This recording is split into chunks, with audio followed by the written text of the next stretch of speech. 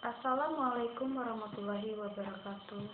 Perkenalkan, nama saya Rizka Maulida dengan NPM 30621466025 dari Prodi PTI.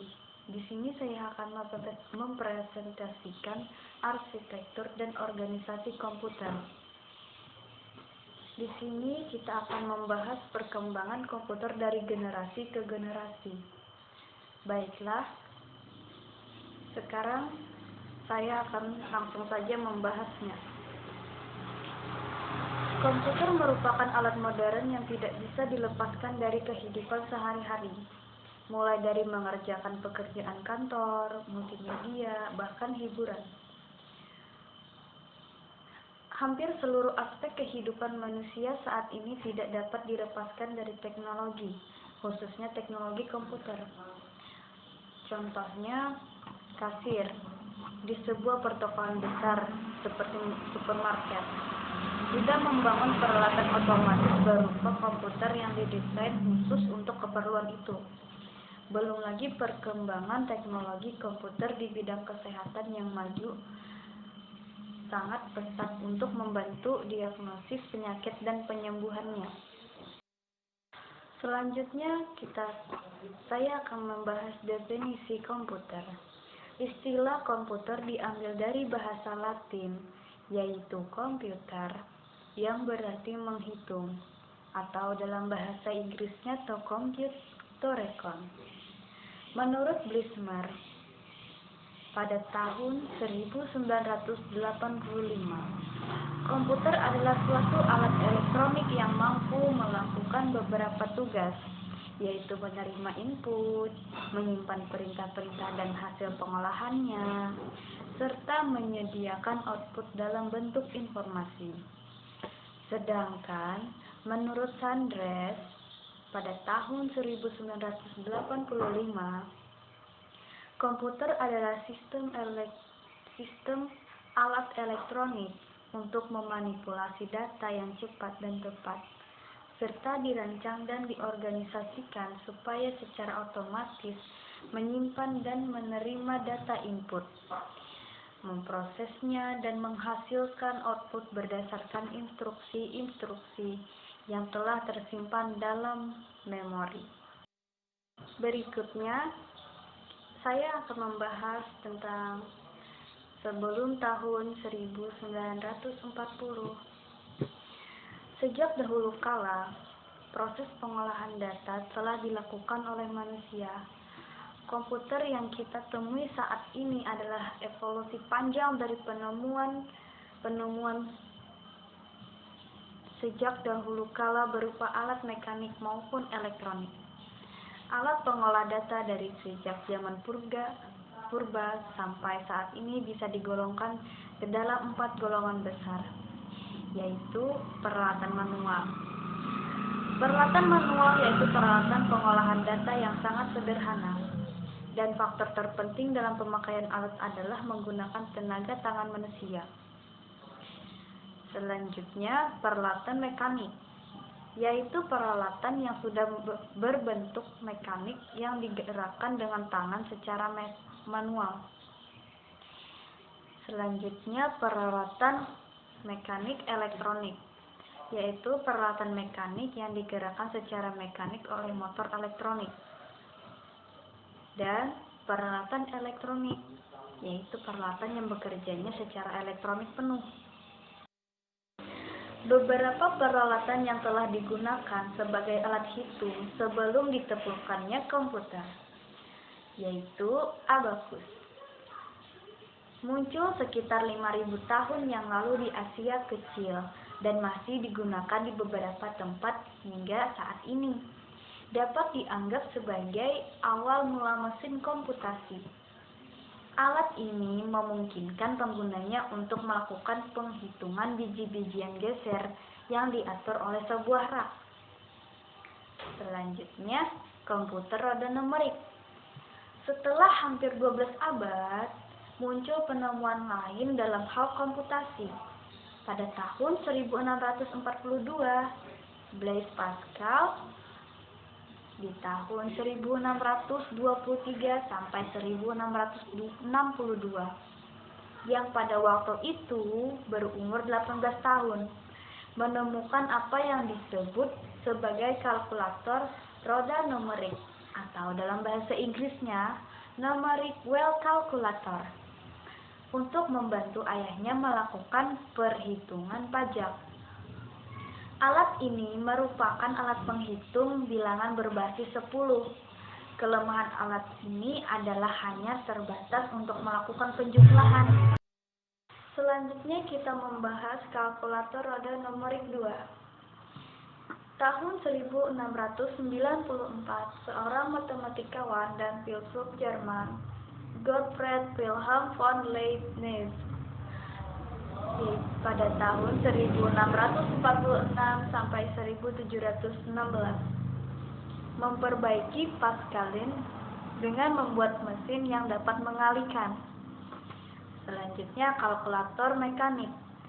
Charles Xavier Thomas de Colmar menemukan mesin yang dapat melakukan 4 fungsi aritmatika dasar.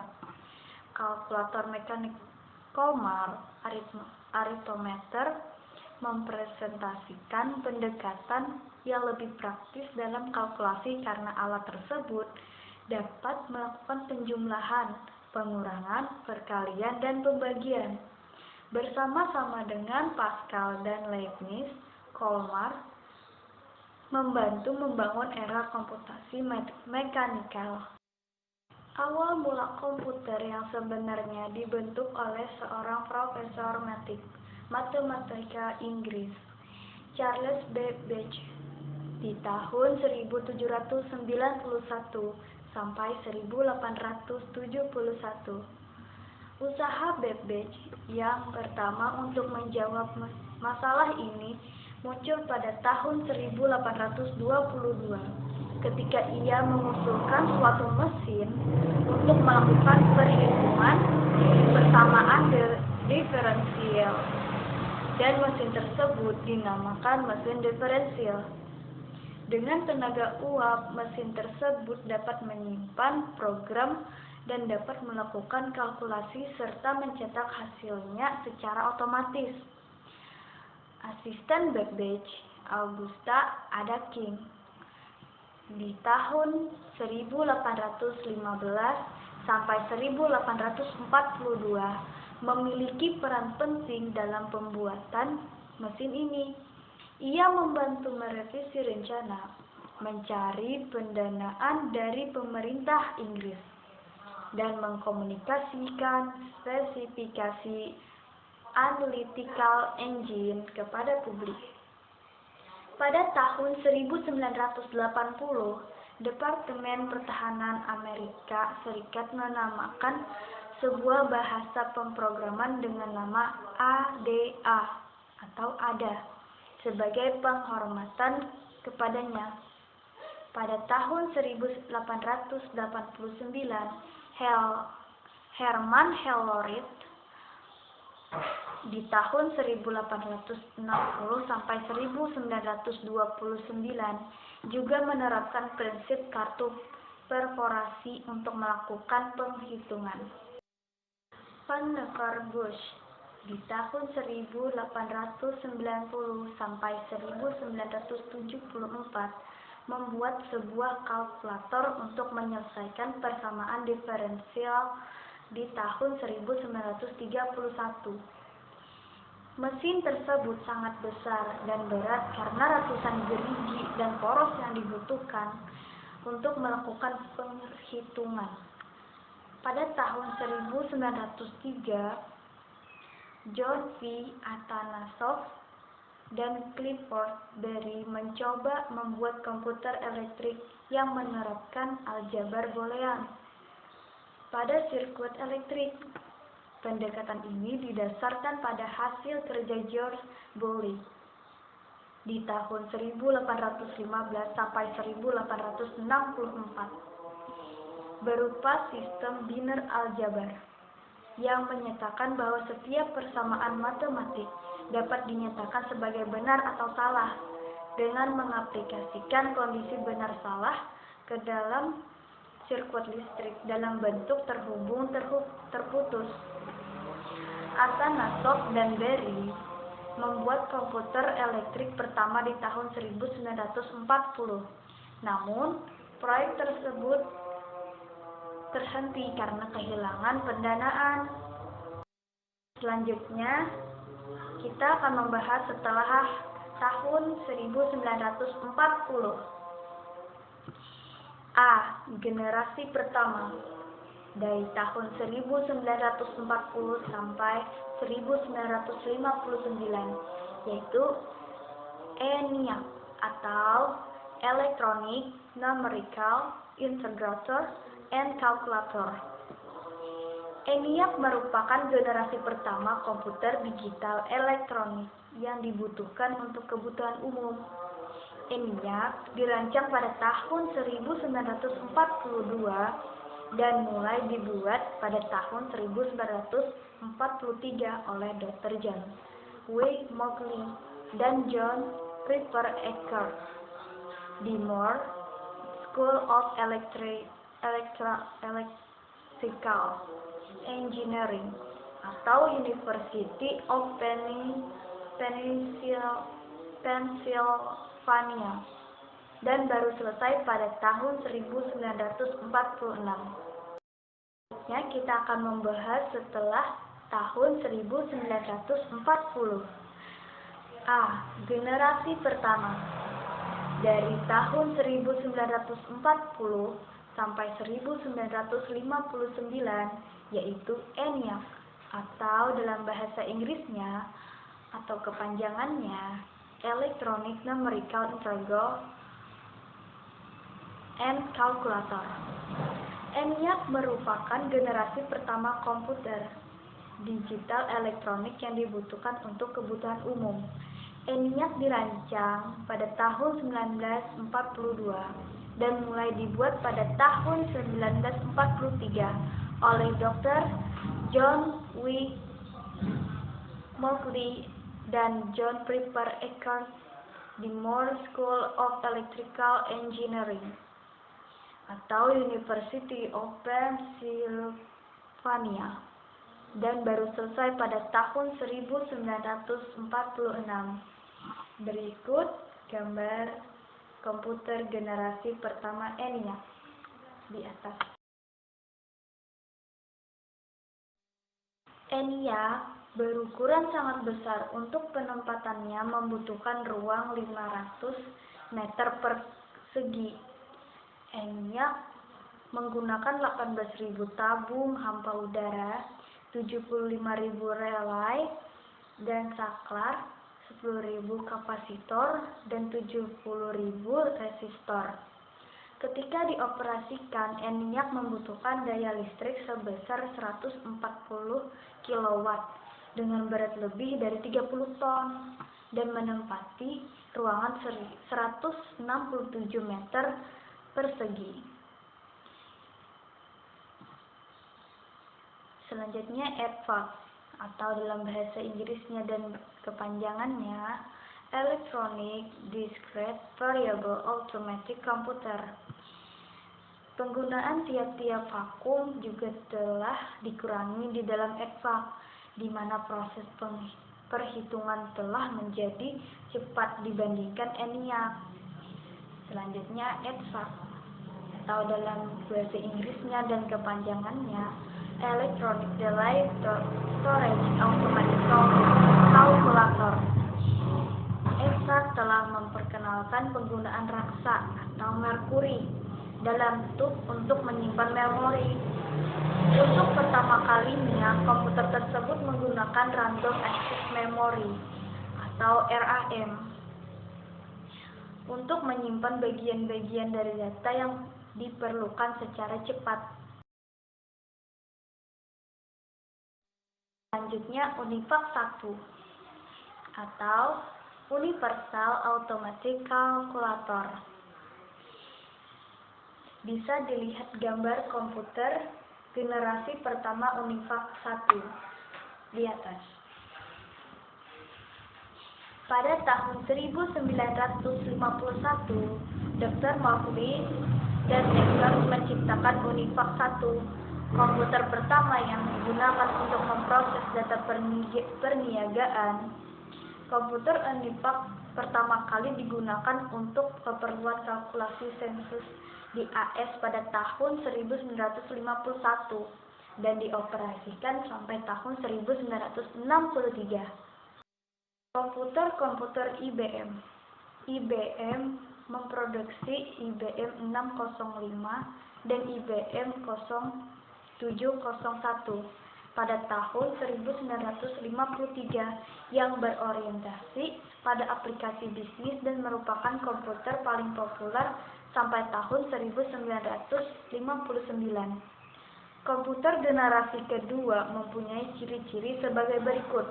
Pertama, menggunakan teknologi sirkuit berupa transistor dan diode untuk menggantikan tabung vakum. Kedua, program sudah menggunakan operasi bahasa pemrograman tingkat tinggi atau high level language seperti Fortran, COBOL, dan ALGOL. Ketiga, kapasitas memori utama sudah cukup besar, dikembangkan dari magnetic core storage.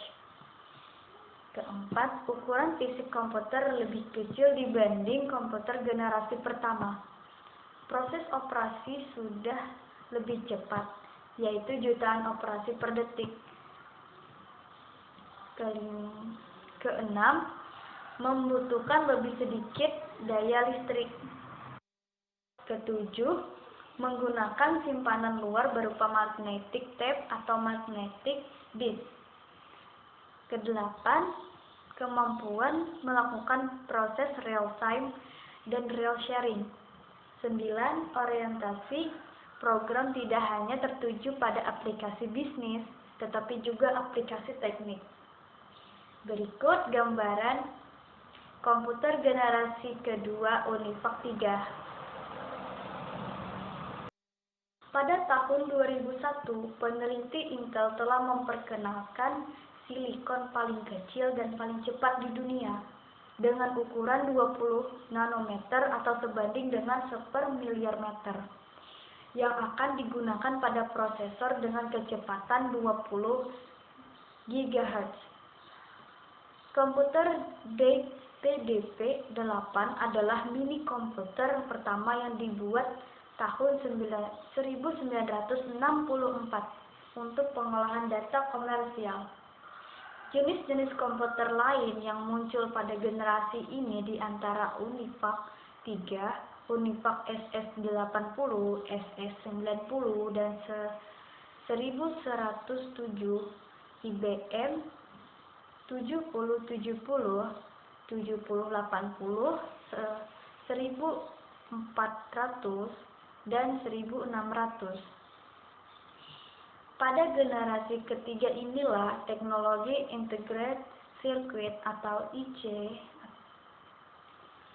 menjadi ciri utama karena mulai digunakan pada sebuah perangkat komputer hingga generasi sekarang. IC dibuat pertama kali oleh Texas Instruments dan Fairchild Semiconductor pada tahun 1959 yang hanya berisi 6 konsistor. Berikut gambar komputer generasi ketiga. Selanjutnya, ciri-ciri komputer generasi ketiga adalah A. Karena menggunakan IC, maka kinerja komputer menjadi lebih cepat dan tepat. Kecepatannya hampir 10.000 kali lebih cepat dari komputer generasi pertama. B. Peningkatan dari sisi software. C. Kapasitas memori lebih besar dan dapat menyimpan ratusan ribu karakter. Sebelumnya hanya puluhan ribu. Menggunakan media penyimpanan luar disket magnetik atau external disk yang sifat pengaksesan datanya secara acak atau random access dengan kapasitas besar atau jutaan karakter. A. kemampuan melakukan multiprocessing dan multitasking. B. Penggunaan listrik lebih hemat. C.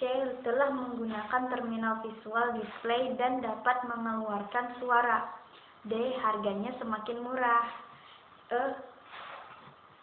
Kemampuan melakukan komunikasi dengan komputer lain.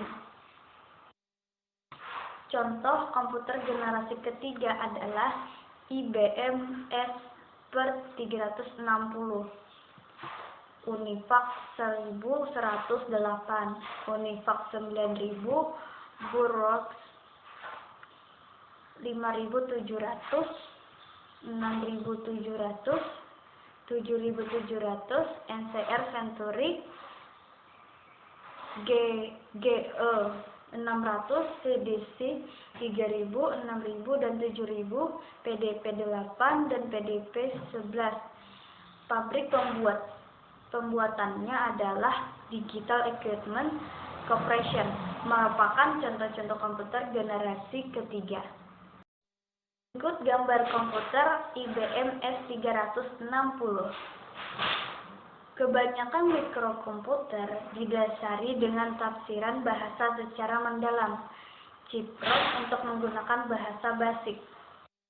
Berikut gambaran komputer generasi keempat. Sejak tahun 1970, ada dua perkembangan yang dianggap sebagai komputer generasi keempat. Pertama, penggunaan Large Scale Integration atau LSI, yang juga disebut dengan Bipolar Large Scale Integration. LSI merupakan pemadatan beribu-ribu IC yang dijadikan satu dalam sebuah kepingan IC yang disebut chip. Selanjutnya dikembangkannya komputer mikro yang menggunakan mikroprosesor dan semikonduktor yang berbentuk chip untuk memori komputer internal. Sementara generasi sebelumnya menggunakan magnetic core storage. Komputer generasi keempat diantaranya adalah IBM 370, Apple I dan Apple II, PDP 11, Physical, dan Altair, yang menggunakan prosesor Intel 8080 dengan sistem operasi CP/M dalam bahasa Inggris dan kepanjangannya Control Program for Microprocessor. Dalam bahasa pemrograman Microsoft Basic atau Beginner's All-Purpose Symbolic Instruction Code. Komputer generasi 4. Apple II. Perusahaan Intel pada tahun 1971 memperkenalkan mikrokomputer 4 bit yang menggunakan chip prosesor dengan nama 4004 yang berisi 230 transistor dan berjalan pada 108 kHz dan dapat mengeksekusi 60.000 operasi per detik. Dilanjutkan pada tahun 1972, Intel memperkenalkan mikrokomputer 8008 atau 8008 yang memproses 8 bit informasi dalam satu waktu. Selanjutnya mikroprosesor 8080 dibuat pada tahun 1974 dan merupakan prosesor untuk tujuan umum utama. Pada generasi keempat, ini tampilan komputer masih satu warna atau green color. Bisa dilihat pada gambar di atas, komputer generasi 4 Apple II. Dan gambar komputer IBM. Selanjutnya, akhir tahun 1980, IBM memutuskan untuk membangun sebuah komputer personal atau PC secara massal. yang pada tanggal 12 Agustus 1981 menjadi sebuah standar komputer PC, dan pada akhirnya sehingga saat ini PC dikenal dengan nama standar IBM PC. Pada generasi ini, komputer sudah mempunyai bentuk umum, yaitu terdiri dari CPU atau Central Processing Unit, monitor baik berupa LCD atau liquid crystal digital maupun CRT cathode ray tube, keyboard, dan mouse. Secara umum seperti itulah bentuk komputer pada generasi kelima atau pada generasi masa kini.